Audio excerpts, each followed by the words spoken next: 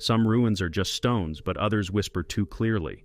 The Mayans left behind calendars, temples, and riddles, and the deeper we dig into the jungle, the less we understand. Their pyramids seem older than time. Some symbols point to dates that haven't happened yet, and certain artifacts simply don't belong to any known era. Were they just timekeepers? Or something more? Today we follow the trail of 20 Mayan mysteries that archaeology couldn't explain, and history refused to remember. So stay close. Some secrets aren't buried. They're just waiting. The Mayan site that was buried intentionally. On the Yucatan Peninsula in the Mexican state of Campeche stands Culbacan, an inconspicuous name on the archaeological map of Mesoamerica. Until the early 2000s, only locals and a few researchers knew about this place. There were no giant staircases like Chichen Itza, no engravings like Palenque, until excavations began to uncover things that weren't supposed to be found. The complex of buildings discovered under a layer of stone and soil is not destroyed. It is covered, and it is covered carefully in layers, as if with the intention of preserving, not destroying. Inside are the remains of temples, entire flights of stairs, fragments of walls with preserved plaster. All of this lay under a dense heap of limestone, organic waste, sand, and small ceramics. Layer after layer was laid in the same way. Tool marks on some blocks indicate work with a clear goal, to hide. Surprisingly, the dating shows that the filling took place not after the decline of the civilization, but long before it. The middle of the 8th century. This time is still considered part of the classical period of prosperity. Why at this time did someone decide not to destroy, but to close the complex?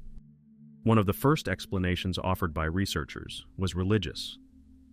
Perhaps something had happened here that was later deemed desecrated.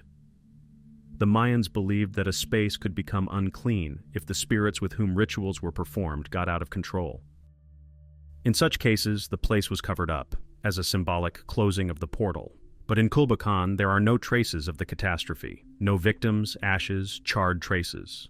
The second explanation is political. Perhaps the ruling elite fell, and the new cult decided to bury the legacy of its predecessors. But here, too, a problem arises. If this had been a political act, the symbols would have been destroyed. But here, on the contrary, they were preserved. They were simply hidden. On the inner walls of the main temple, there are strange images.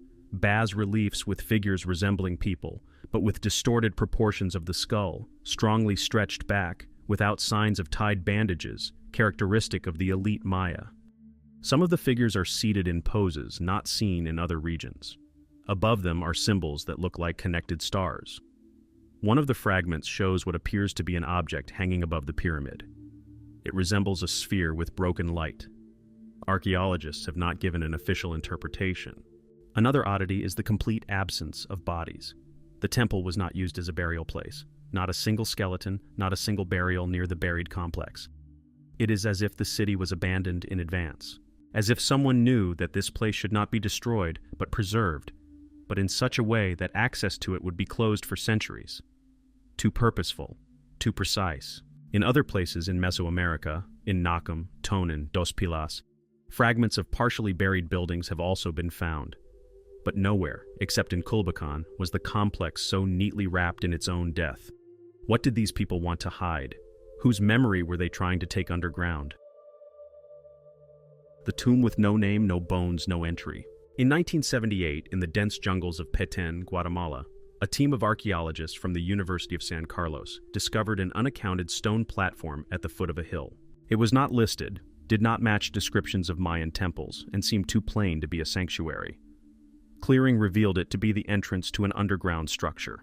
The rectangular opening leading underground was covered with a carefully fitted limestone slab, with not a single scratch around its perimeter. It was as if it had never been opened.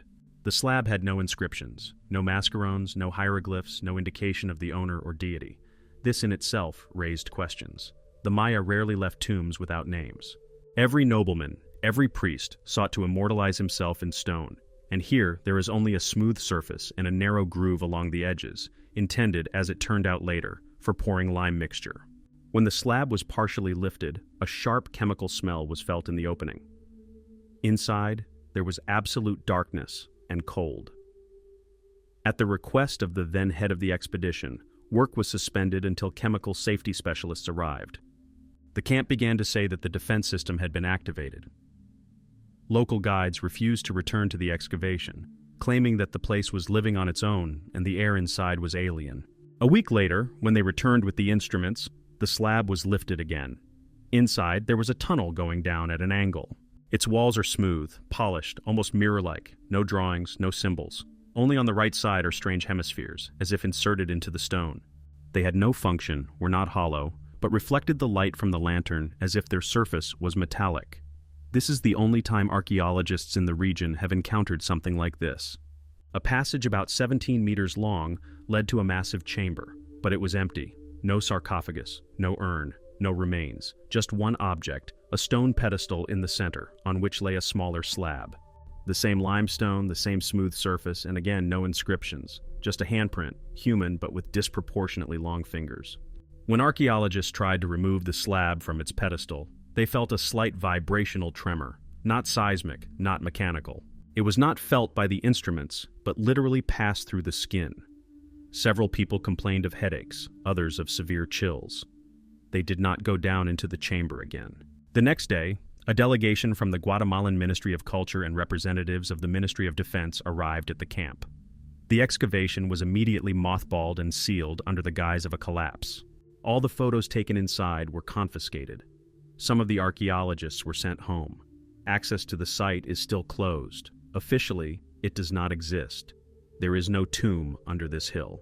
More than 40 years have passed since then, but a copy of an internal report compiled by an anonymous member of the expedition is circulating in scientific circles. He claims that the slab with the imprint was later removed and transported to an unknown storage facility.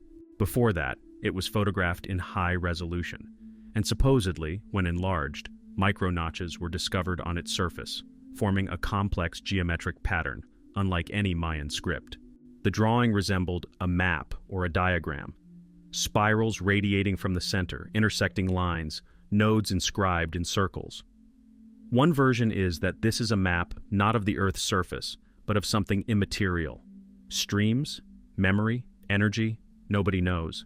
Among local shamans, there is a legend about an empty room where an echo of the first priest was kept, who came not from the flesh, but from the light. He was not buried, he simply disappeared. The chamber in the hill, maybe it's not a tomb, maybe it's a platform of passage, or a place from which no one returns. Maybe they don't open it not because they're afraid of destroying it, but because they're afraid to let it in. The codex that speaks of visitors from the sea and sky. In 1976, a previously unknown document surfaced in the private collection of a Mexican diplomat.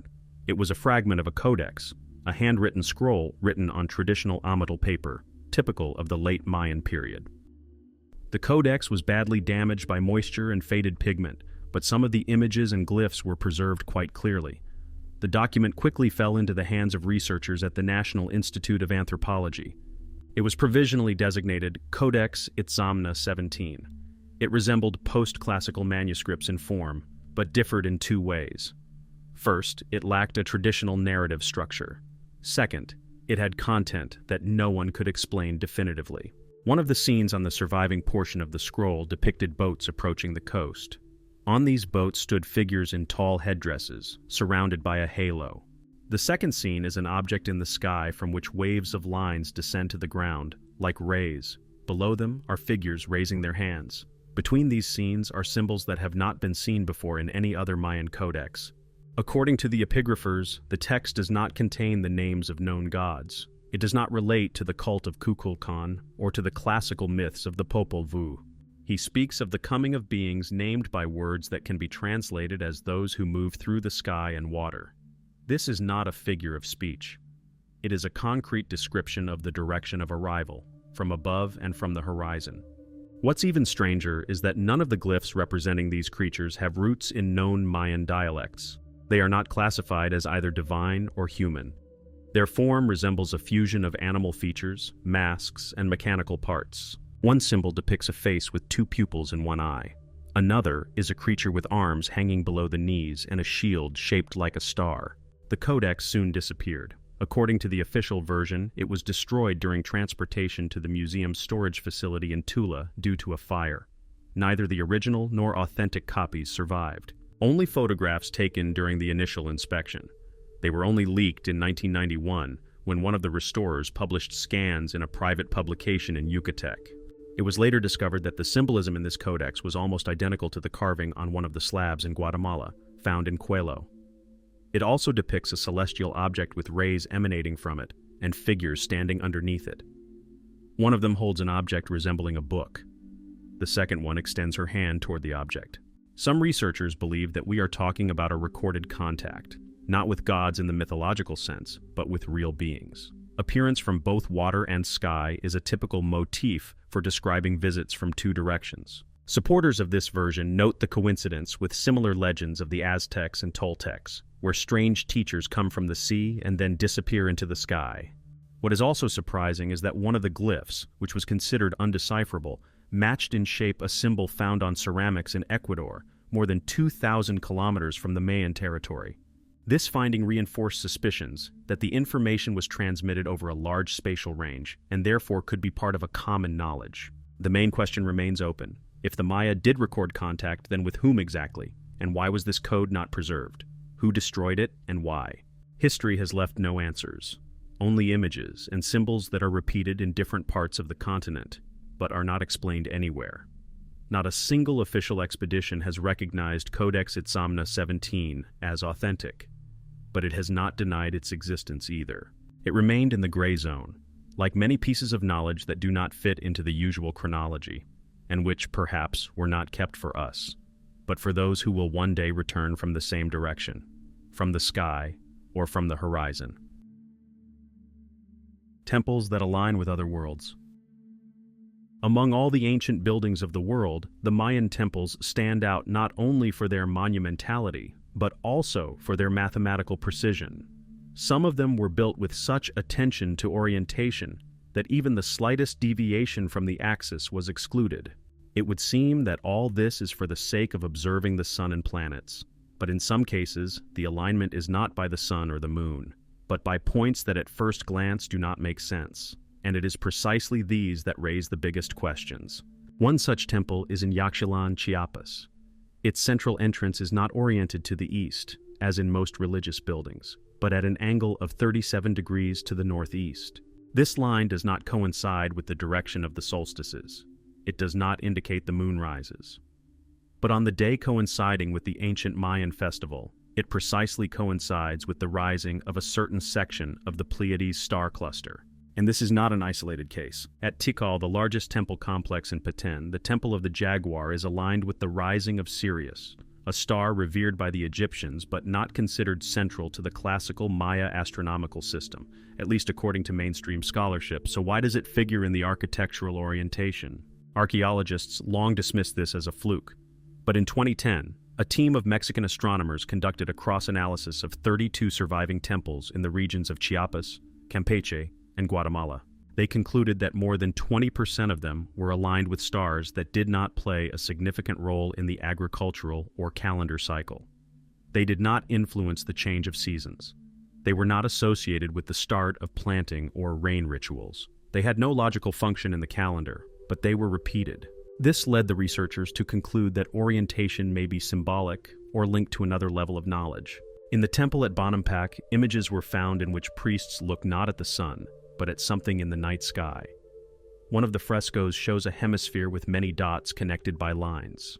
To the right of it is an altar on which lies an object resembling a sphere. The most surprising thing is that the line from the altar continues on the adjacent wall and goes into the image of the temple. It is as if the architect had built in a trajectory connecting the image and the real architectural axis in advance. This could not have been done by chance. In some parts of the Uxmal complex, the central arch is oriented in a direction that coincides with the so-called Orion Nebula, a structure invisible to the naked eye, but known in mythology as a gateway between worlds. The Mayans did not have telescopes, but they oriented their temples to points that are barely visible under normal conditions. In 2019, a laser survey of the platform at Etzna was conducted. A computer model showed that the temple complex at the center is built to mirror the shape of a star cluster known as the Crab Nebula, which is not visible from Yucatan latitudes for most of the year. But twice a year he appears in the dawn sky for 1 hour. On one of these days, a festival is still held in Etzna. associated with the birth of the god from the heart of the sky. Orientation to the stars is not unique to the Maya. It was used by the Egyptians, the Sumerians, the Chinese. But in the Mayan culture, it is combined with something else, not only with alignment, but also with the depiction of creatures that came from there. The temples of Palenque and Piedras Negras contain bas-reliefs in which deities descend from the sky holding strange objects in their hands. One of them resembles a rolled-up cylinder. Another is a disc with 4 circles. These same shapes are repeated on pottery found in Belize. And all this is in the context of rituals associated not with the harvest, but with the opening of the sky. Some scholars offer a cautious explanation. These are all symbols, allegories, elements of myths. But the fact remains that Mayan temples are oriented toward points that are not visible, do not affect earthly life, and do not serve a function unless someone else needs them. Perhaps these are not just landmarks. Perhaps these are landmarks for return, or traces of someone who has already come from the other side of the sky. Skulls that are not human. In 1999, in the Mexican state of Tabasco in the La Venta region, archaeologists discovered a burial that at first glance looked ordinary, a group burial of 8 bodies, dated to around the 7th century AD. Everything corresponded to Mayan rituals. The bodies were laid out in a precise order: jewelry, ceramics, traces of blood ties. But one of the skeletons caused confusion. Its skull was pulled back so much that it could not be explained by known bandaging methods. The Mayans practiced cranial deformation from infancy, a symbol of elite status. The child's head was placed between boards, and over time the bones took the desired shape. But even in the most extreme cases, the skull retained the proportions of human anatomy. In this case, no. The skull was 40% longer than a human skull. Its parietal bone was thickened, and the sutures between the skull bones were partially fused. The frontal bone jutted forward. The eye sockets were shifted closer to the temples, and the back of the head ended in a sharp slope. This structure could not be the result of cultural practice. It had to be innate. X-rays were taken and the skull sent to a lab. Initial analysis showed that the bone structure was consistent with that of humans, but with variations not found in the known population. These included an additional supraorbital arch, the absence of a sagittal suture, and small openings at the base of the skull that are not characteristic of Homo sapiens. Some of these features resembled Neanderthal skulls, while others were unique. What did this mean? The first explanation was a mutation, but then it should have been accompanied by other signs: growth and development disorders, anatomical pathologies. There was nothing like that. The skeleton looked absolutely harmonious, an adult, apparently, who lived to be 30 years old. There was a suggestion of inbreeding, but that was also not confirmed. The skull was not part of a gene glitch. It was normal, just different. It was later discovered that such finds are not isolated.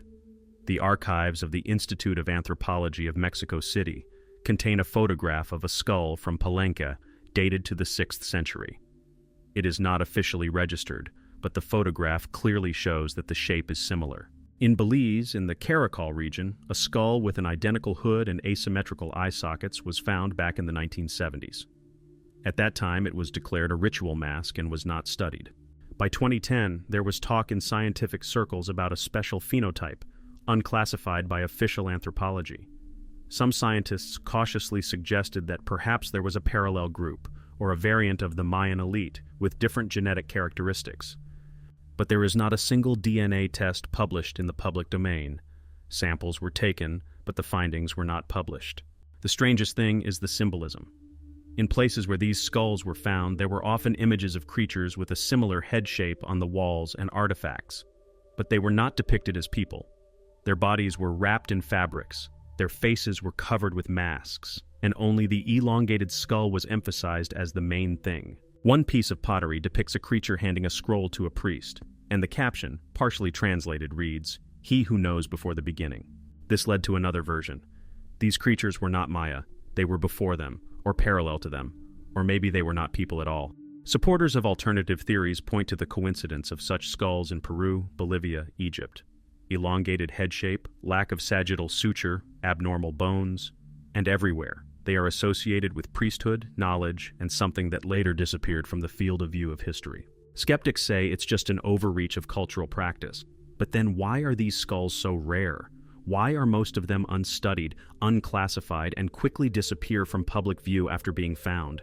Perhaps it's not the shape, it's who it resembles. And perhaps the Mayans didn't just revere those to whom it belonged. They accepted them as not from here. The astronomical machine found in Copan. The city of Copan, located in what is now Honduras, has been known since the early 20th century as one of the main astronomical centers of the Mayan civilization. Steles with extraordinary detail of calendar cycles, hieroglyphic staircases with encrypted dating of events hundreds of years in advance, and bas-reliefs depicting celestial bodies with an accuracy that amazes modern researchers were found here. But in 1994, a structure was discovered in Copan that has not yet been clearly explained. During work on the eastern edge of the complex, not far from the Temple of the Sun, part of an underground room was uncovered. It was a round hall, about 7 meters in diameter, with walls made of perfectly fitted blocks of volcanic tuff. In the center is a stone slab with carved lines resembling a scale.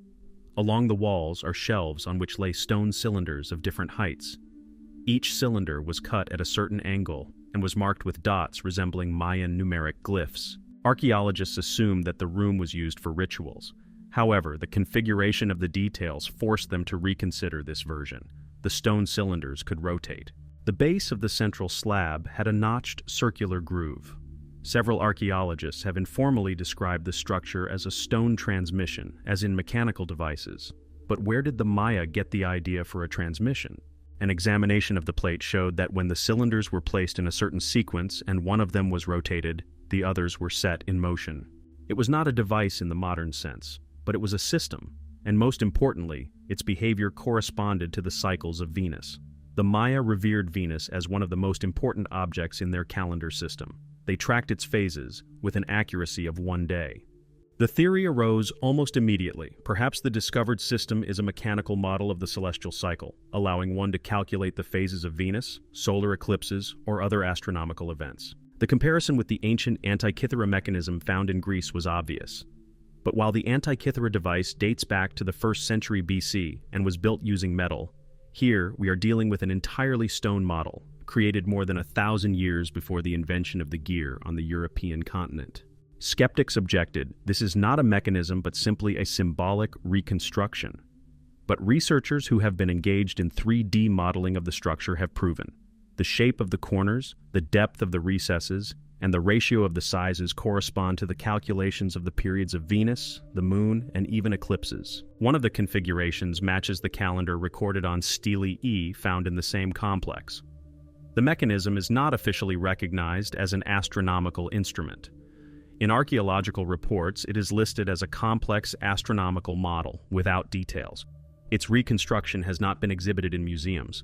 The cylinders were moved to a closed storage facility, and the entrance to the underground room was sealed due to ground instability. However, in 2007, photographs of the internal structure were leaked.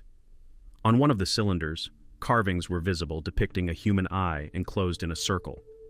Around it were rays and signs resembling a compass. Below the image was a chain of dots coinciding with the distance between the cycles of Venus and Mars. Some researchers who have studied these materials have made a cautious conclusion. The Maya may have possessed a physical instrument of observation and calculation, built without metals, but with a precision exceeding similar devices in other cultures. And if this is true, it means that they had an understanding not only of the symbolism of the heavens, but also of the principles of engineering astronomy. Who built this mechanism? Why was it hidden in an underground chamber, the access to which was deliberately disguised? Why does no later Mayan source mention such constructions? Perhaps because this knowledge was not publicly available. It was transmitted only to a narrow circle of priests. Or perhaps because it did not belong to the Maya originally. The machine at Copan is not a riddle in symbols. It is a physical device that remains silent, or perhaps waiting to be activated again. The wall that records a skyquake. Deep in the ruins of the ancient Mayan city of Tonina, in what is now Chiapas, lies a fragment of a wall that was long thought to be simply decorative masonry. It was partially hidden under rubble and had no distinguishing symbols.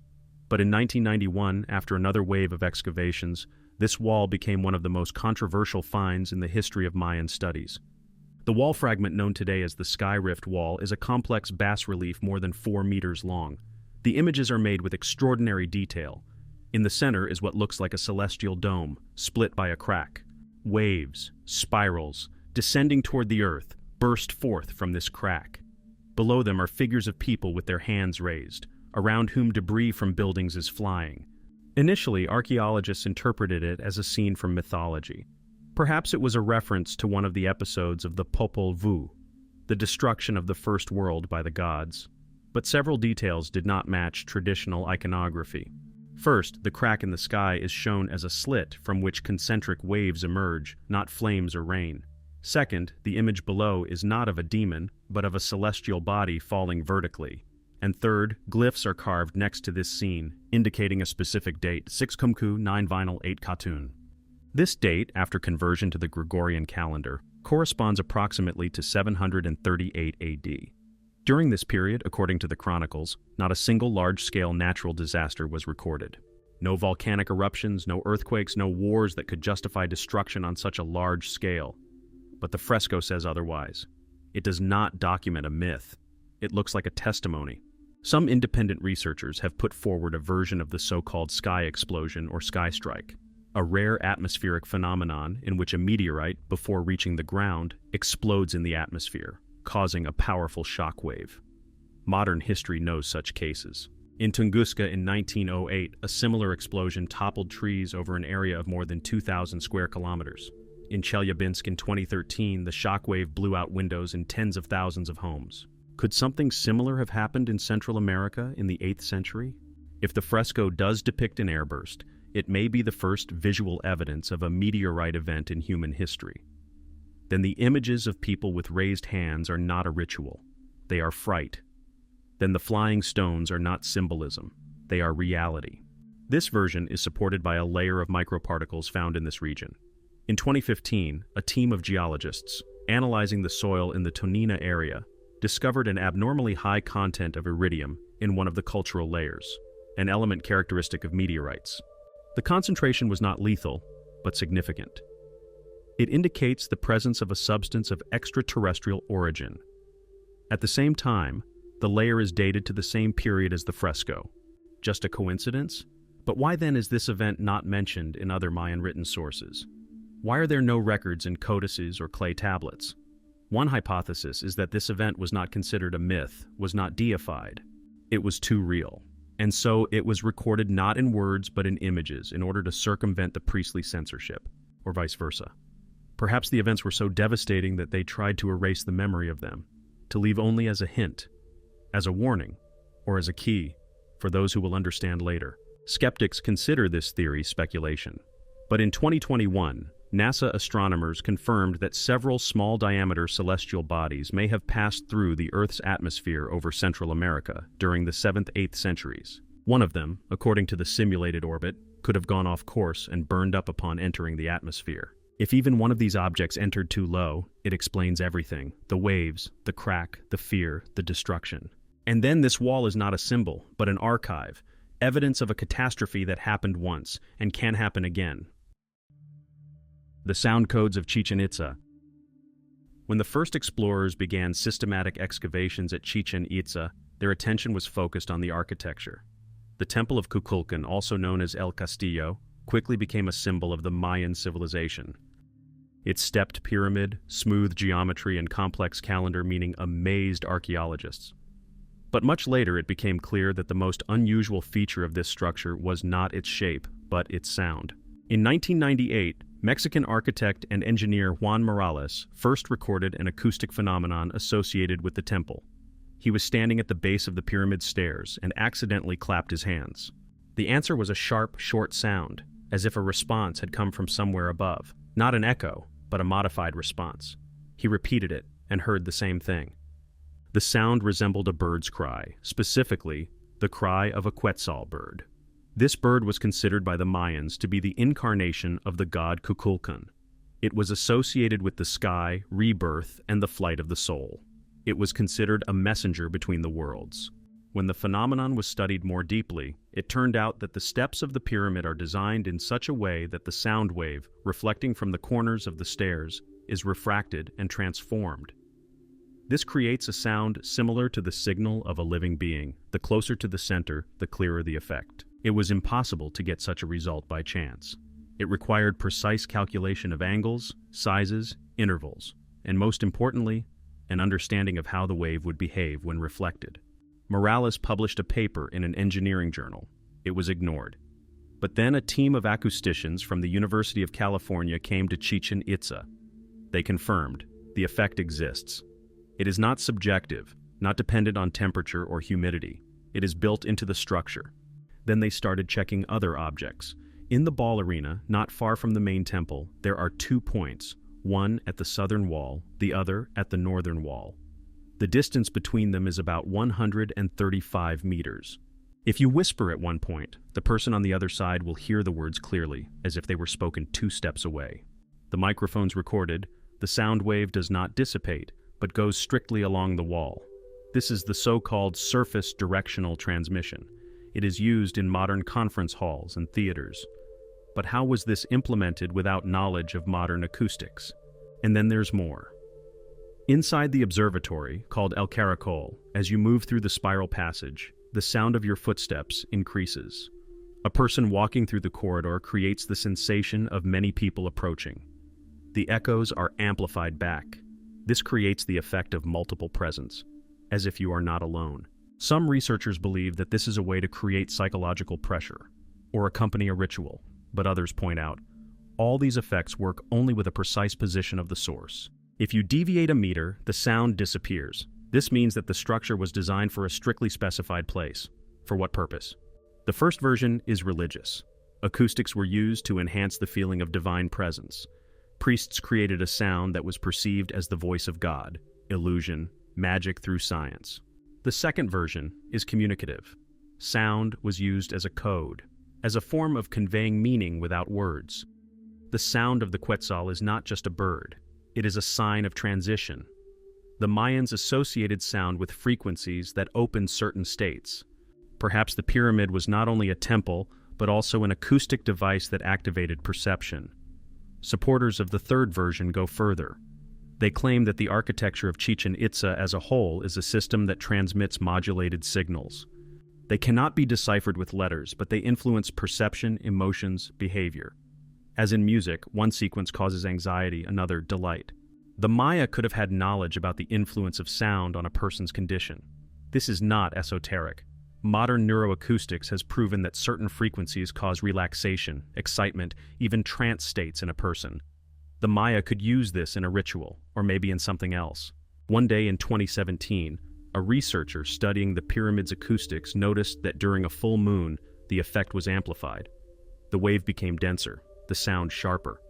He repeated the experiment at different phases of the moon, and I discovered a pattern. At a certain phase and angle of reflection, a sound is created that repeats the frequency of the human voice. Not a phrase, but the timbre itself, as if someone had built into the building not just a response, but an answer. Is it a coincidence? Or was the sound in these temples not a ritual, but a connection? If so, then in the architecture of Chichen Itza, we have not just a temple, but a device. The question is, who was supposed to hear it, and who was supposed to respond? The calendar that ends more than time.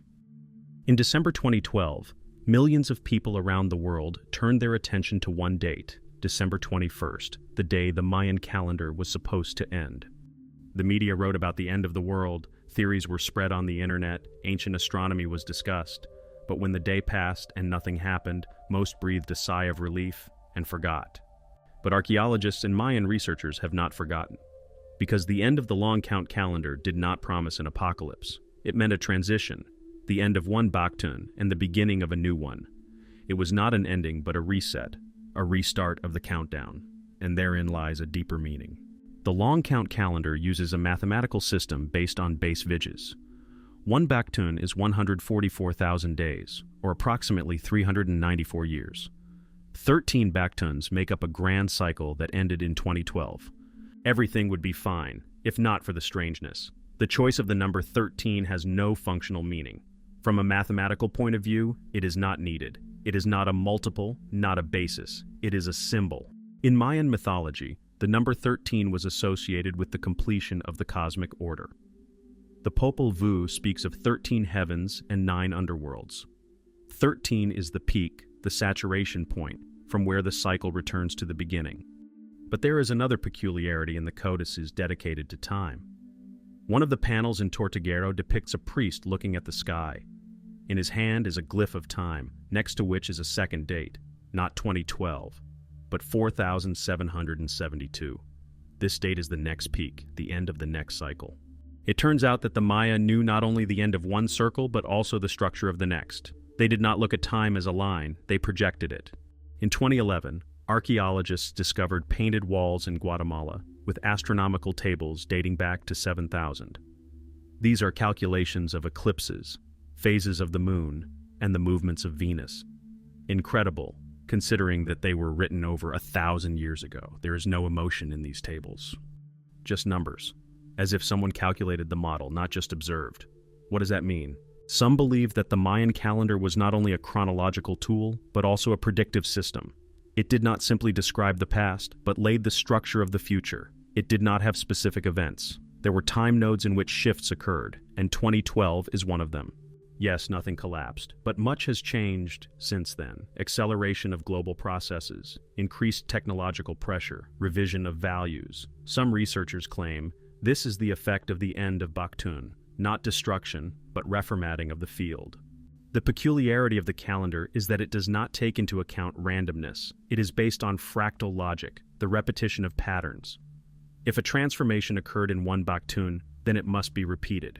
It's like a musical structure. If the first part is played, the second will be a variation, but on the same rhythm. Now the main thing. The stele from Koban mentions another cycle.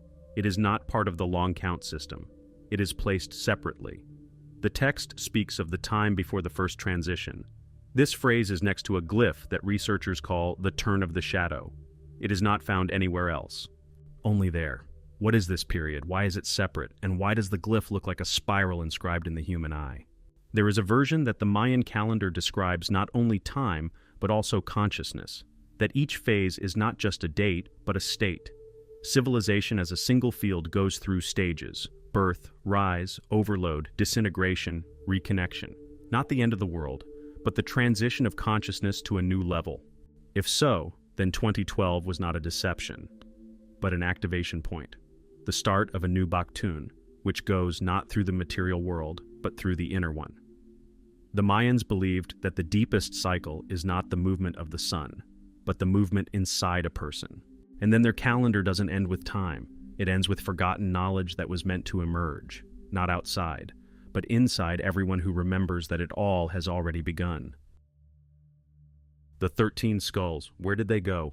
The legend of the crystal skulls is one of the strangest and most persistent stories associated with the Mayan civilization.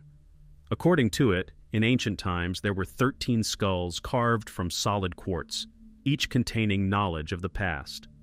They were called the memory of the source. According to legend, if all 13 skulls were collected in one place and at the right time, they could convey to humanity the knowledge of the origin and future catastrophes. Many researchers consider this a myth. The problem is that these skulls do physically exist. At least a few of them are documented in museums and private collections. The most famous of them is the Mitchell-Hedges skull, discovered in 1924 in Belize. It is made of transparent quartz with a precision that still raises questions. Devices capable of polishing such an object without microcracks and tool marks simply did not exist at that time. When the skull was examined at a Hewlett-Packard laboratory in the 1970s, experts were unable to explain how it was created. Its optical properties indicated that the cutting had been done against the direction of the crystal axis, which would have destroyed the quartz. However, it was intact. Its shape was anatomically correct, with the lower jaw separated and perfectly balanced. Other skulls have surfaced in Germany, France, and Mexico. Most have no confirmed dates, but all are made of solid quartz. Several have traces of fine engraving, symbols that resemble writing but are undecipherable. One of the skulls was rumored to be in a Vatican vault. Another was in a private collection in Japan. A third disappeared from a museum in Guatemala in the early 1990s. According to legend, the skulls are not just artifacts. Each one is associated with a particular civilization or continent. Mayans, Aztecs, Incas, Egyptians, Sumerians, Tibetans. As if we were talking not about local history, but about a global system of knowledge transmission. One skull is one part, and all together something more. In 2007, a group of enthusiasts claimed to have collected 7 skulls and performed an activation ritual at a temple in Honduras. No official organization has confirmed this, but a year later, 3 participants reported strange changes in perception. One began drawing symbols he had never studied. Another began speaking an unknown language in his sleep. A third claimed to see fragments of memories that were not his. Of course, all this can be considered superstition, but there is a nuance. The Mayans themselves did not leave a direct mention of the 13 turtles. But the Chilambalam manuscript speaks of 13 heads gathered under the light of a star to open the gates between times. The reference is symbolic, but in translation from Yucatec, the word used for head can mean both vessel and carrier. On the other hand, a fragment of a stele was found in Tikal, which depicts 13 objects placed in a circle. In the center is a symbol resembling a solar disk. Some researchers believe that this may be an allegory, but the arrangement of objects in the engraving coincides with a well-known scheme of the arrangement of skulls in a U.S. museum, compiled from private records. The question is, if these skulls were indeed created by the Mayan civilization, why was their disappearance accompanied by such silence? Why after the 2000s, information about them has hardly appeared in the scientific press? Why do museums no longer mention their origin in their exhibits? There is a version that the skulls are not Mayan at all, that they were given to the Maya by those whom they called gods, but who in fact were guardians who came. They were not worshipped, they were listened to, and the skulls were tools, not for sacrifice, but for accessing memory. If this is true, then the question is not where the skulls were made, but what is still written in them, and who exactly are they waiting for to start talking? The undocumented Mayan writing found in 2012.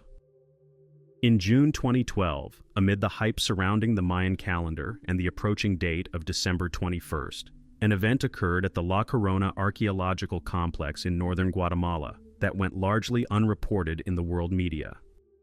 A team of researchers from Tulane University and the Guatemalan Ministry of Culture have discovered a stone slab with glyphs that have no analogs in previously known inscriptions. The slab was located in a ruined sanctuary, partially collapsed and covered with tree roots.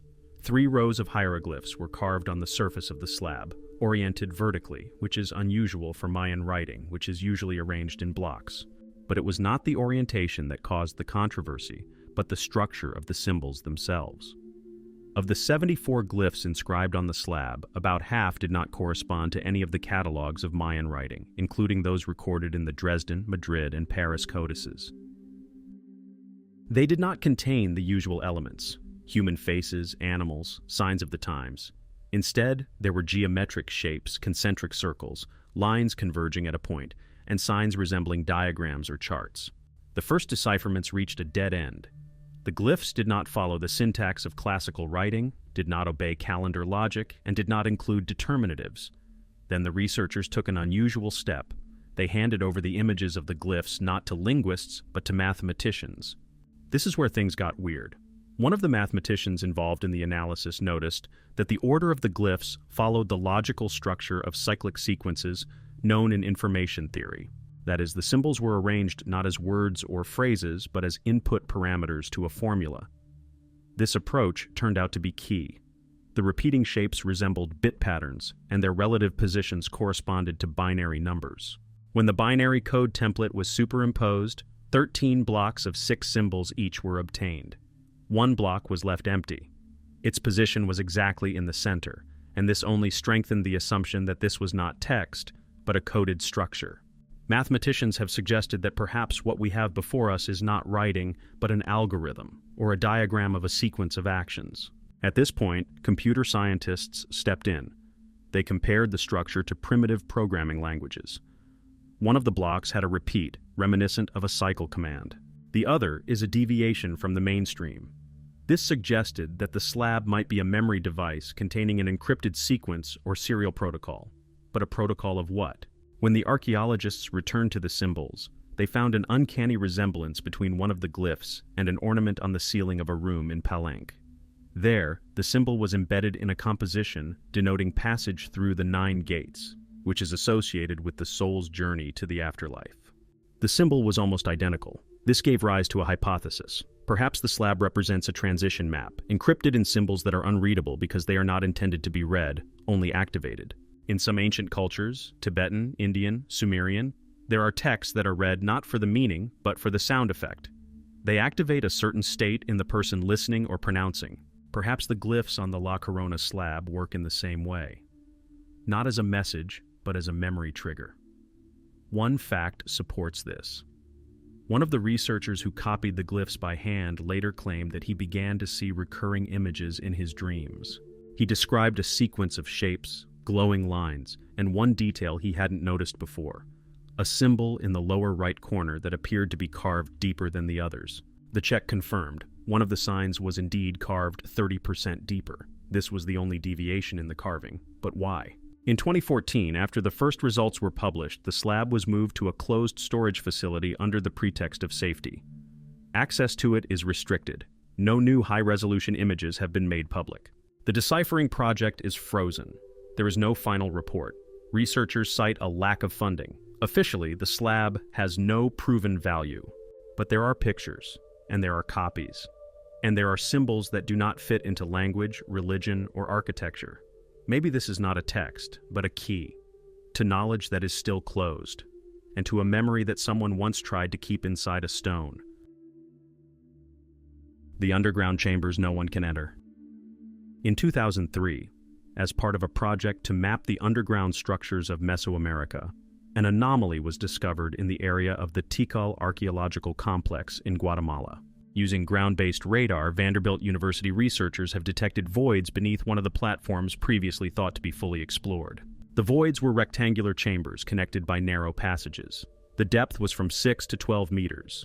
The orientation was strictly according to the cardinal points. The length of the main room exceeded 20 meters. Everything pointed to the presence of a well-designed, purposefully built underground system. Another thing was strange. No entrance. No tunnels leading to these chambers have been recorded. Neither external nor internal. The structure seems to be sealed. The only available way to get inside is excavation from the surface. However, after receiving the data, the excavation was prohibited. By order of the Guatemalan Ministry of Culture, the site was officially mothballed for an indefinite period. The explanation is the instability of the soil, but the geologists who participated in the first stage refuted this. The platform base is stable. The level of sedimentary layers is safe. The ban on research remained without comment. A debate began in the scientific community. Archaeologists who had worked with similar structures suggested that the underground chambers were unfinished tombs or ritual spaces whose existence was unknown. But one of the researchers, speaking on condition of anonymity, gave an independent journalist a copy of an internal report. The report says that one of the chambers has a secondary structure built into the main hall. That is, at the time of its construction, elements from another place were used, blocks that do not correspond to the known Mayan construction style. The stone is different in composition and is not processed using local techniques. The angle of cut, the method of polishing, and the shape of the blocks indicate an earlier or alternative origin. In addition, resonant cavities can be traced in the walls of the chamber. These are narrow vertical channels that go from the ceiling down, ending in spheres. When exposed to sound at a certain frequency, they should create vibration. Why? Similar acoustic systems are found in Egyptian underground temples. There they were associated with changes in the state of consciousness during rituals. In Mesoamerica, nothing like this had been found before. After the ban on excavations, additional details began to emerge. One of the complex's security guards claimed that at night, in the area of the platform where the cameras are located, sharp temperature jumps are recorded. Several times in the area, lights went out and devices refused to work. There were complaints of headaches, disorientation, and auditory hallucinations. This can be written off as superstition, but there is an official letter.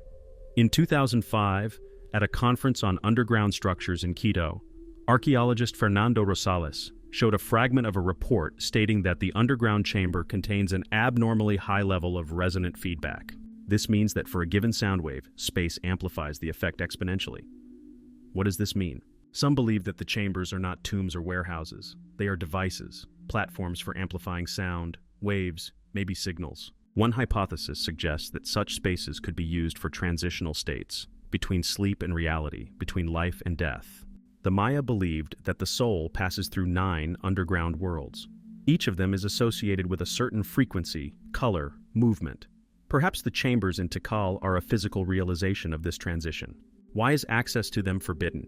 Maybe because the structure is unstable, or maybe because it still functions, and those who studied it decided not to take risks. There is a theory that under the platforms there are not just rooms, but information carriers, that inside them are encrypted not texts, but states, fields that, when activated, transmit memories, images, knowledge. Too bold, but if it were just a tomb, why couldn't it be opened? And if it's not just a stone, but a tool, then the question isn't what it does. It's who was supposed to activate it. The boy who spoke Mayan he never learned. In 2016, in a small village near the city of Santa Cruz del Quiche, in the highlands of Guatemala, an incident occurred that was initially considered a random anomaly.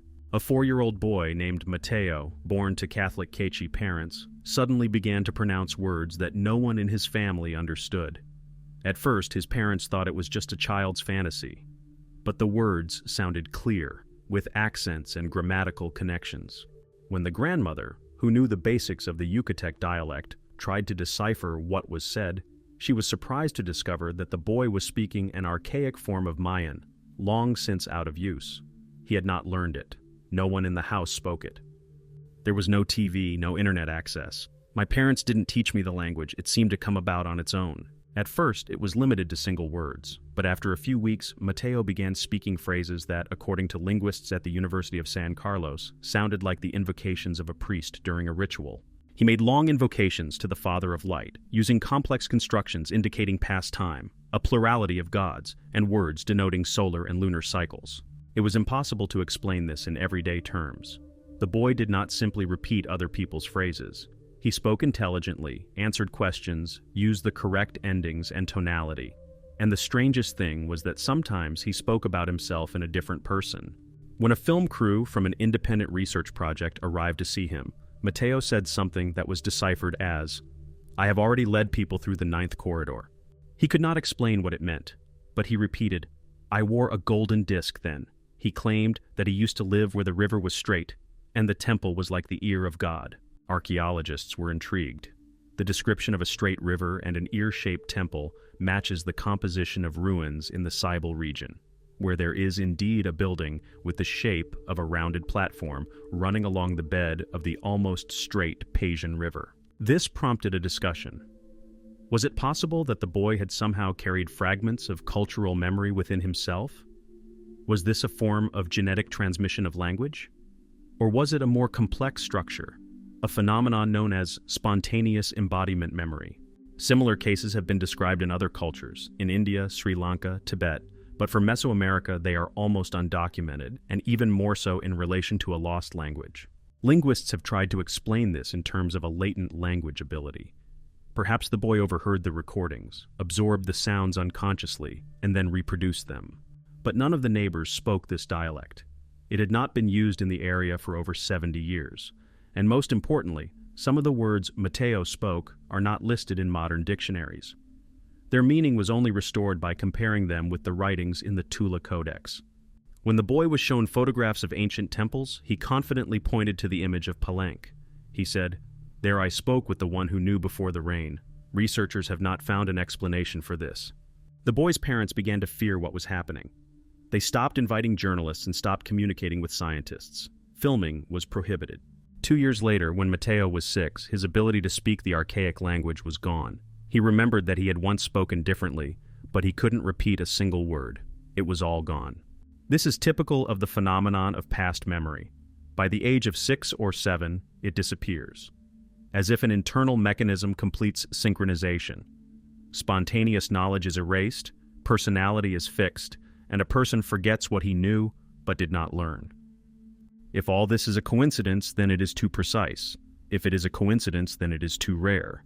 If it is memory, then whose? Perhaps we are not dealing with the memory of one person, but with a stream that is sometimes accessible.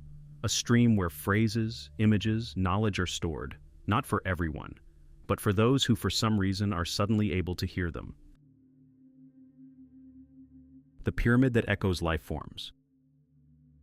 In 2004, a team of researchers from Indiana University arrived in the Etzna region of southeastern Mexico to study a little-known temple complex. The Temple of Night caught my attention. a relatively modest pyramid, partly overgrown with vegetation and not featured in popular archaeological reference books. However, during the very first reconnaissance, an incident occurred that became the starting point for an unusual study. One of the scientists walking along the base of the pyramid shouted loudly to his colleague. The answer was not the usual response or echo, but a sound resembling a double pulse, similar to a short rhythmic cry. This was not an acoustic artifact of the usual type. When they repeated the experiment, they got an identical result, and with the same delay, as if the sound was returning from inside the building, not from outside. Later, acoustics experts joined the analysis. Measurements showed that the temple structure has an internal resonant shell that operates at frequencies close to 8120 Hz, a range that corresponds not only to the human voice, but also to certain sound patterns characteristic of animals.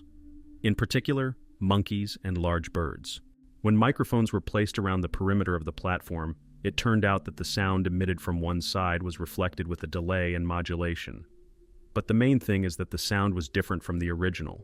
In one experiment, the sound of a clap returned as a 3-frequency pulse resembling breathing. The repeatability of the effect was over 90%. Local residents, who have long been accustomed to the pyramid, said that strange sounds are often heard in the area of the temple, especially in the morning. Sometimes it sounds like someone is walking inside. Sometimes it is a low hum. One old man said, "The pyramid calls its own, if you are not afraid to listen." The research continued. In certain areas of the temple, the sound wave began to distort in shape, especially if its source was at a height of 1.2 meters, approximately at the level of the human chest. That is, the resonance increased when the source matched the height of the person. It looked like the reaction of architecture to a living organism. In 2006, a comparison was made with other pyramids in the region. In Uxmal, Chichen Itza, Labne. None showed such a characteristic sound modulation, only the temple in Etna. Moreover, the effect disappeared if the measurements were taken during the rainy season. Perhaps the humidity affected the internal structure of the air in the pyramid's cavities, but the geometry itself remained unchanged. One of the engineers involved in the project noted that the structure of the internal echo resembles a bioacoustic filter. That is, the system reacts to a signal only if it is of animal origin. This assumption has not yet been confirmed, but a number of experiments with mechanical sound sources have shown that the pyramid hardly reacts to inorganic sound. What could this mean? There are hypotheses that the building was used not only as a temple but as a receiver, maybe for voice, or maybe for something more. Some scientists have compared the structure of the pyramid to an acoustic matrix, which contains the ability to recognize a signal pattern. This is technical terminology, but in an archaeological context, it sounds scary. It means the pyramid may have been tuned to a certain type of sound, perhaps a certain voice or creature. Among supporters of alternative versions, there was a suggestion that such structures served as activation points. That is, when a person spoke a certain phrase inside it, the sound triggered a process, maybe internal, maybe external. This has not been proven, but the acoustics of Etna remain one of the most anomalous of all Mayan objects. Coincidence? Possibly. But if it is a mistake, it is too precise. The Temple of Night has not yet been fully explored. Its internal chambers have not been opened, and measurements have only been taken from the outside. The official version is that access inside is restricted due to the risk of collapse. But rumors among workers say that there really is sound inside the chamber, even when no one is speaking. Maybe it's just a feature. Maybe it's a play of architecture, or maybe someone is still waiting to hear the voice, the one he was tuned to. The god that looks like an astronaut. In southeastern Mexico, in the temple complex of Palenque, there is a sarcophagus known as the Tomb of Pacal. It became famous for its lid relief depicting a figure that has been the subject of controversy for more than half a century, and not only in the archaeological community. The relief is officially believed to depict King Pacal, one of the greatest Mayan rulers. He is depicted at the moment of his transition to the afterlife, falling into the mouth of Xibalba, the kingdom of the dead. However, in the 1960s, Swiss researcher Erich von Däniken suggested a different version. He noted that Pacal's pose, the details around him, and the structure of the composition were too reminiscent of a man in a control cabin. The figure lies at an angle with bent arms and legs. The nose is in a mask similar to a breathing mask. The hands touch the panel, the legs rest on the pedals. A stream resembling a flame emerges from the bottom of the image. On the sides, there are structures similar to elements of technical systems: levers, tubes, connections. At first glance, this sounds like a stretch. But with each new generation of researchers, more questions arise. Around the image are glyphs describing a descent from the sky, the opening of a gate, movement through the air. One of the glyphs, according to an alternative translation, may mean the body of light in the shell of breath. Many archaeologists consider this interpretation pseudoscientific, but none of them gave a clear explanation of why such a unique image appeared only here, and why it is not repeated in other Mayan temples in the classical form. There is another oddity. The sarcophagus is almost a meter larger than a human. It is not designed as a regular burial vault, but as a container, solid, without interior decoration, with a lid that fits perfectly at the edges. There are no burial goods in it, only bones and a bas-relief. No decorations, weapons, ritual vessels, only a figure and something that surrounds it. In 2004, a group of independent researchers from Spain conducted a 3D analysis of the composition. The model showed that the visual lines from Pakal's eyes to the panel coincide with the viewing angle in the cockpits of modern small aircraft.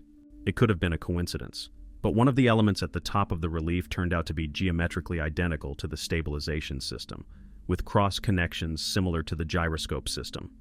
Comparison with other Mayan images shows that no other scene contains such a technical density of detail. Priests and kings are usually depicted with animals, plants, masks. Here, there is mechanical symmetry, geometry, radiation. The ceramics found near the temple depict the same figure, only this time standing. Behind him is something that resembles an opening door or doors. In his hand is a round object. On the surface of the object is a symbol similar to the glyph meaning return.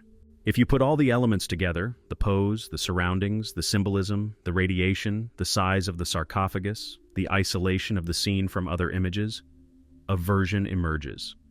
Perhaps the Mayans were not simply depicting the passage of the soul. Perhaps they preserved the image of the one who came from outside and left it in the most protected point of the temple. Ancient chronicles speak of Kukulkan, a feathered serpent who came from the east, taught people, and then left, promising to return. He is not described as a man. He is called the one who wore a mask that does not come off and breathed without breathing. In one of the texts there is a phrase, "He held in his hand an eye that does not see, but knows." The symbolism echoes. Perhaps Pakal's sarcophagus is not a description of the afterlife, but an instruction, or a warning, or an image of someone they were waiting for, or someone they were watching. Science is not yet ready to accept such versions, but it also cannot explain why the only bas relief in this form appeared suddenly, without prior tradition, and disappeared without repetition. A coincidence, or an encrypted history of contact? If the Mayans really did see those who came from the sky, perhaps their god was not a metaphor, but a figure they recorded so that we would someday realize that we had seen him before. Just not then, and not in that context. The water that holds memory. At the Mayan site of Yaxhe near Campeche, there is one place that has long been avoided not only by tourists, but also by researchers themselves. It is a small submerged structure next to a destroyed platform. Unlike other cenotes, revered as sources of water and sacrifice, this site was not mapped or studied for a long time. It was simply designated as a water depression with no ritual significance. It was only in 2008 that archaeologists surveying the area discovered something strange. The water inside this hole remained perfectly calm even in the wind. The surface did not tremble. The water did not react to the movement of air or reflect light in the usual way. Stones thrown into it did not create the usual circles. Instead, there was one brief splash and an instant fade. The phenomenon was attributed to natural features until a young restorer approached the object and said a few words out loud. In response, a sound came from under the water, quiet, muffled, like a short response. At first they thought it was a coincidence, but they repeated the experiment and got the same result. From that moment on, the study of the object began. Microphones were lowered into it, the density was measured, and the composition of the water was studied.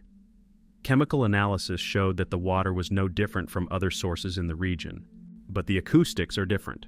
The sound is retained inside, even if the source is short-lived.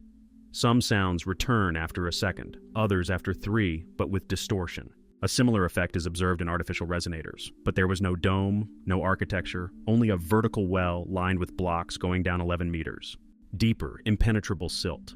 At the bottom, an unknown flat base, no inscriptions, no artifacts, only silence, which sometimes answers. Independent acousticians were invited, they confirmed. The object accumulates sound energy and returns it modulated. Moreover, the distorted waves have a structure similar to speech, but unrecognizable. This is not an echo. This is reproduction. Then they did the following. They said a phrase in Yucatec dialect, a simple greeting. The answer came back in 2 seconds. It wasn't an exact copy, but it matched the rhythm. Repeating the experiment with a different phrase gave a different result. The system seemed to discern the signal. So it wasn't just reflecting the sound, it was working with it. Some have suggested the hypothesis that the object is a kind of memory resonator, that the structure of the stone and water allows for the storage of sound information, and not just storage, but its return at a certain moment. Perhaps only for those who know what to look for. In 2010, one of the researchers lowered an ancient ceramic tube used in rituals into the water. After a series of sound pulses with its help, a response similar to vibration appeared in the water. The waves went not up, but inward, as if the water absorbed the sound and carried it further, beyond the dimensions. Locals believe that this place was a ritual entrance to the afterlife. According to legend, the priest spoke to the spirits not through sacrifice, but through water. He asked questions, and if an answer came, the water remained calm. If not, it began to become muddy. There are no traces of violence inside this cenote. No bones, no gold. This is not a sacrificial place. This is an interlocutor. Official archaeology ignored the results of the acoustic study. In the reports, the object is designated as a natural source without a functional load. But the footage remains. The audio recordings, too. Some of it transmits barely audible signals, like a rhythmic guttural response. No digital noise suppressor could clean them up completely. Perhaps because there is no speech in them. There is a state. If the Maya used water not only for drinking, but also as a conductor, then we are not talking about religion, but about technology, transferring not information, but consciousness, attitude, memory. Perhaps this cenote is not just a water storage, but an archive, but not a literal one, not a visual one, but a sound one, a temple that stores only what cannot be read, but can be heard, if you ask the right question out loud. The Mayan vault that was sealed from inside. In 1987, at the Mayan city of Calakmul, a group of Mexican archaeologists stumbled upon a strange anomaly in ground-penetrating radar data. One of the temples, partially destroyed and covered with trees, had a closed cavity underneath, identical in size to the other ritual halls, but with no visible entrance. This did not seem to be anything unique until opening the western wall revealed something that no one expected. Behind the stone wall was a chamber, an octagonal room lined with smooth limestone. Inside, there were no decorations, paintings, or religious objects. There was only a stone bench along one wall and a figure of a man sitting directly in front of it, leaning his back against the entrance. He was mummified. The skeleton was in a sitting position, legs crossed, hands on the chest, the skull slightly tilted forward. Judging by the surroundings, he was not buried. He was sitting there as if alive. Not in a sarcophagus, not under a layer of earth, but against the wall, facing into the chamber. At first, this was taken for an act of sacrifice or punishment, but upon closer examination it turned out that the chamber was closed from the inside. The stones in the doorway were placed on the side where the skeleton was. This meant that the last person in this room had sealed themselves inside. Traces of a building fluid used for insulation were found.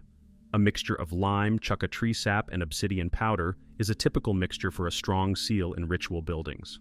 The composition is fresh, with no signs of repeated storage. This means that the sealing took place during the life of the person sitting there. What made the person close himself forever in a stone bag, without an exit, without food, without water?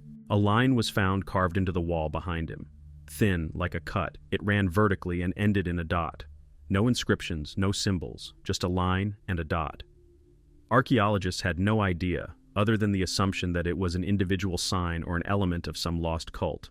The bones were analyzed. Male, about 45 years old, with high bone density. The teeth were almost completely preserved. No signs of injury or disease. The shape of the skull indicated belonging to the priestly caste. Strong elongation, characteristic of elite lines. The peculiarity is the absence of the sagittal suture, which is extremely rare. Usually its absence indicates a congenital anomaly or another anthropological type. When the skeleton was removed and sent for analysis, the chamber began to gradually collapse. First, one of the walls collapsed, then the roof. The reason: depressurization. The camera was held in place solely by internal pressure and construction, Without a figure inside, it would lose its balance. Based on the design of the chamber, archaeologists have put forward a version. Perhaps the structure worked as a resonator. The volume, proportions, and shape of the ceiling cuts created the effect of a standing wave. In the center of the chamber, even at low volumes, whispers could be heard. If a person spent time inside in silence, they could hear their own breathing, increasing in volume with each passing second. This could either be torture or a technique for inducing an altered state. But why? Some believed it was voluntary isolation. Mayan texts mention those who went into the earth to connect with what was beneath. This is not death. This is a transformation, a transition into a form accessible to the world after this. Perhaps the person in the cell did not die in the usual sense, but became part of the structure. According to the legend of local communities, in those temples that are closed from the inside, there lives not a spirit, but a memory. It does not live, does not speak, but is felt. When approaching the place where the camera was located, the devices recorded a deviation of the electromagnetic field. The readings were low but stable, at levels seen in underground tombs in Egypt or residual static fields in Africa. When archaeologists tried to restore the chamber in 2012, they encountered something inexplicable. The material used for rebuilding the chamber began to deteriorate even before it was completed. The stones became damp and weakened, as if the structure had not been touched. The work was stopped. The site was closed again. The figure was returned to the archive. The camera was lost. No other temple shows the same layout. No skeleton has been found in a similar pose. He was alone. He went inside, not to die, but to stay, inside the wall that remembered his breath, and maybe would repeat it if someone sat on the same bench again. The parallel myths found in distant cultures. The more Mayan mythology is studied, the clearer it becomes. Some elements of their cosmogony, images of gods and key symbols, are almost identical to other ancient cultures, sometimes on another continent, sometimes thousands of years before or after the supposed dates. The Popol Vuh, the main cosmogonic book of the Maya, tells how the world was created by the scribe gods, how people were created from corn dough, and before them there were other races, made of clay, wood, dust. They were all destroyed, because they couldn't see the gods, or they forgot who gave them form. A very similar myth is told in the Sumerian Enuma Elish, where the first humans are created from clay but prove weak. They fail to cope with the task and are replaced. Both myths echo the theme. Man is not a product of chance birth, but of experiments. The first is unsuccessful. The second is also unsuccessful. And only the third becomes permanent. In the Tibetan Bardo Thodol, known as the Book of the Dead, the soul goes through a series of trials.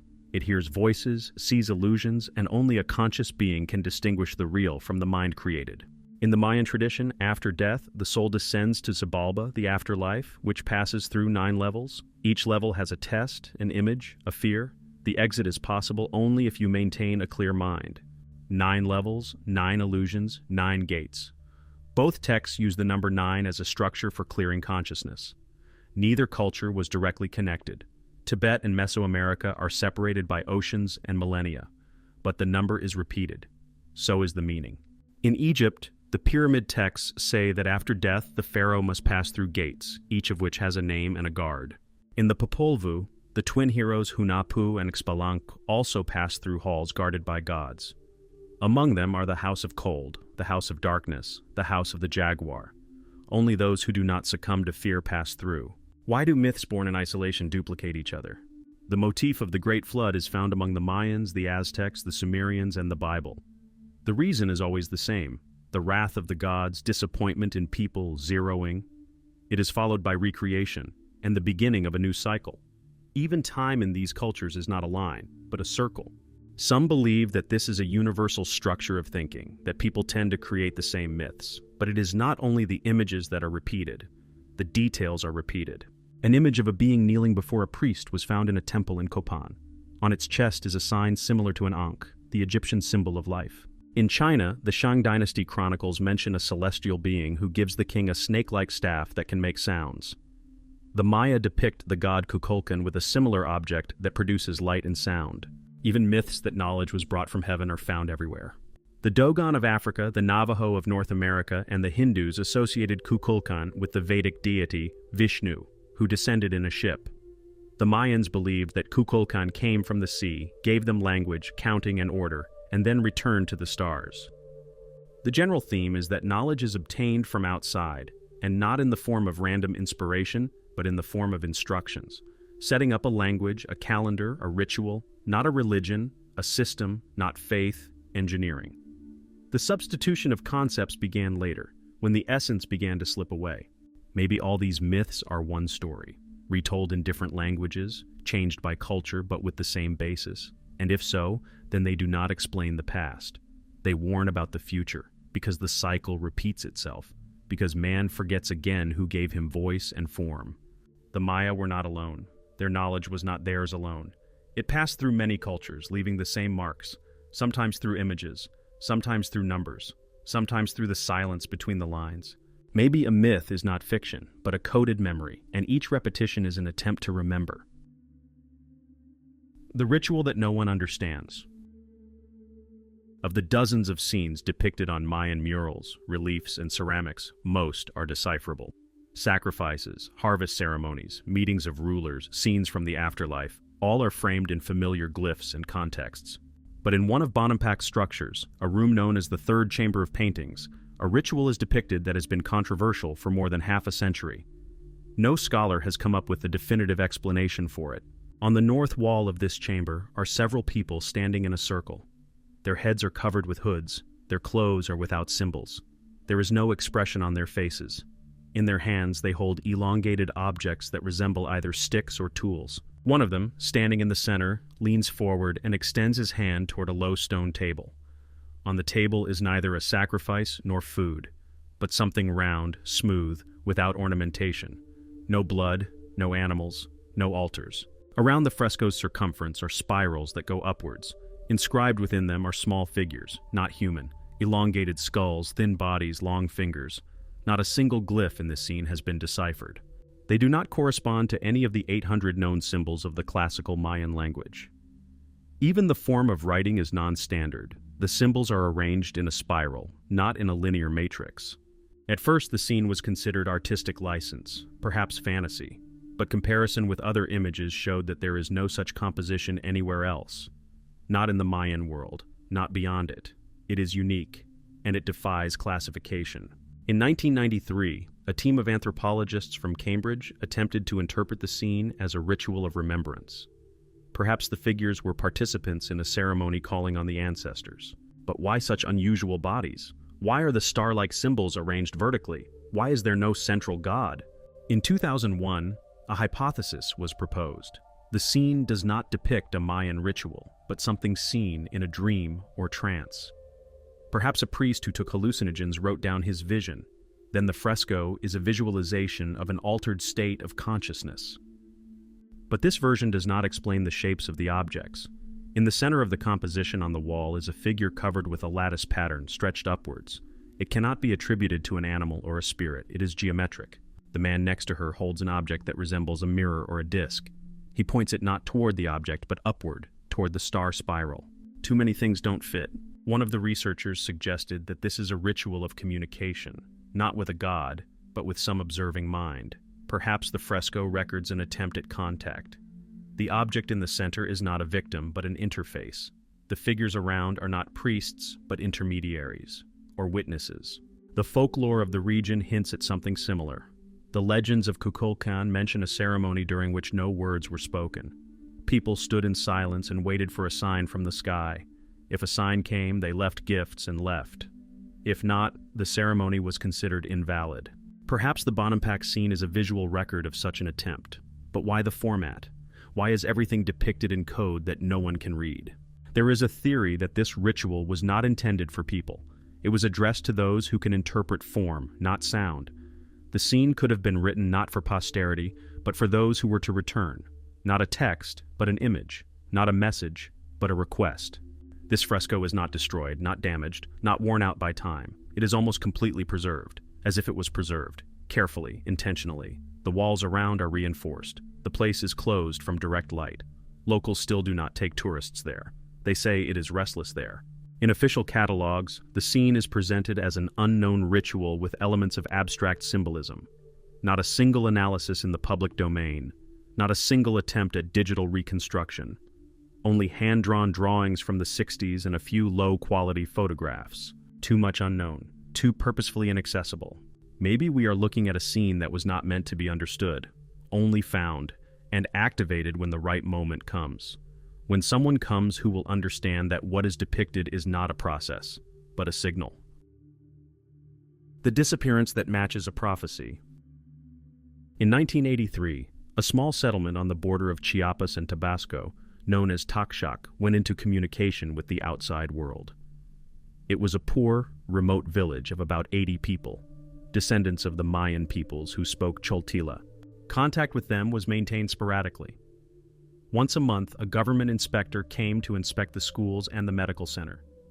That year, the inspector was unable to get to the village for 2 months in a row due to seasonal landslides. When he finally reached Taxac in July 1983, he found no one. All the houses were still there. Food was still on the tables. Water was in clay pots. Animals were untouched. There were no signs of a struggle, no traces of panic. It looked as if people had simply gotten up and left, leaving their daily lives untouched. Money, clothes, documents were untouched. Even the lamps were filled with oil. They didn't disappear one by one. They all disappeared. The police and army searched a 20-kilometer radius. No traces of migration, no bodies, no destroyed trails. Not a single surveillance camera, not a single resident of the neighboring settlements saw anything suspicious. It was as if Taxac's people had disappeared. A few weeks later, a version of religious self-disappearance appeared in local newspapers. Allegedly, the village practiced a secret cult and the people left the world, entering the jungle for a ritual disappearance. But not a single witness confirmed this. Residents of neighboring villages called the people of Taxac ordinary, quiet, without religious extremism, no sex, no sermons, only the language of their ancestors, music, quiet life. 2 years later, in 1985, an archaeologist working in Piedras Negras uncovered an old text carved into a slab found near the tomb of the middle priest. This text had previously been partially deciphered, but now a phrase was found in it that matched the description of the events. The text read, "On the border of 2 forests, on the day of the transition, the breath of the village will be silent. Those who walked in a circle 9 times will go on the day of the mirror and leave everything behind. In this world, they will remain a trace, but not a shadow." The phrase sounded like an allegory, but the date encrypted in the text coincided with July 1983 according to the Mayan calendar. The mirror symbol denoted a lunar day that exactly coincided with the night before the disappearance. And the 9 times the circle was mentioned may refer to the 9 ritual cyclones in Mayan cosmology. A coincidence? Maybe. But the archaeologist found something else. On the same section of the wall, a series of dots was knocked out, 80, according to the number of inhabitants of the disappeared Taxac. When they tried to publish this information, the archaeologist was politely advised not to bring such coincidences to the press. The foundation sponsoring his excavations stopped funding. The report was accepted, but published in an abridged form. The phrase about the breathing of the village disappeared from the text of the publication. Over the years, Taxac was forgotten. Maps no longer showed it as an active settlement. The power line to it was dismantled. All that was left were ruined houses overgrown with vines, a few school report cards, and handwritten notes from the inspector's diary. Local elders say that sometimes songs on the old Choltil can be heard in this area, that the smell of fire can be smelled from there at night, that animals avoid this area. Official science does not comment on these statements. The reports say that the settlement left the territory without notice. People moved, but no one saw them afterwards. This is how stories that don't fit into archaeological protocols end. They are written off as coincidences, folklore, fantasies, but when an ancient text describes an event that happened in our time, and does so more accurately than modern analytics, it is more than a myth. Taxac has disappeared, and perhaps not the first. Perhaps this is what the departure of those who know when the next transition comes looks like, those who do not go back, but inward, along the line drawn centuries ago. We know what temples looked like. We've studied the calendar. We've deciphered the script. We've reconstructed cities, traced trade routes, reconstructed clothing, diet, even architectural geometry. But all of this is form. The content still eludes. The Maya left behind a structure, but not an explanation. They sealed their knowledge in codes, symbols, and sometimes in silence. Some things they hid, some they left open, and some may not have been meant for us. The 20 secrets we have collected are not proofs. They are points where logic fails, where knowledge is not explained by development but rather transmitted, where architecture leads the eye to the sky, sound to silence, text to a spiral. Perhaps we are not dealing with a culture, but with a fragment of something larger, with one level of memory, leaked into stone, water, word. The question remains the same. The Maya made it all up, or they simply remembered what others knew.